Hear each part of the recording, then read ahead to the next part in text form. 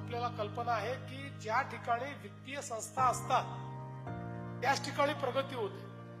आपण देशाचा प्रगत भाग बघा, जगाचा प्रगत भाग बघा, प्रगतीचा सरळ संबंध हा वित्तीय संस्थांशी आहे. जेवढ्या मोठ्या आणि जेवढ्या महत्वाच्या वित्तीय संस्था तुमच्याकडे असतात तेवढी तुमची प्रगती होते.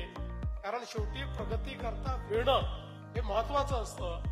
आणि आज या बँकेमुळे अनेक लोकांना छोटे मोठे त्या ठिकाणी कर्ज मिळाल्यामुळे ती मंडळी आपल्या पायावर उभी राहू शकली, चार चांगल्या गोष्टी करू शकली, आपल्या अर्थव्यवस्थेला देखील मदत करू शकली.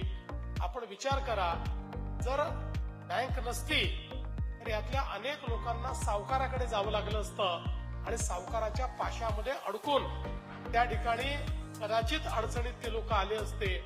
म्हणून एक बँक, एक वित्तीय संस्था ही खऱ्या अर्थानं समाजामध्ये एक मोठं आर्थिक अभिसरण करत असते.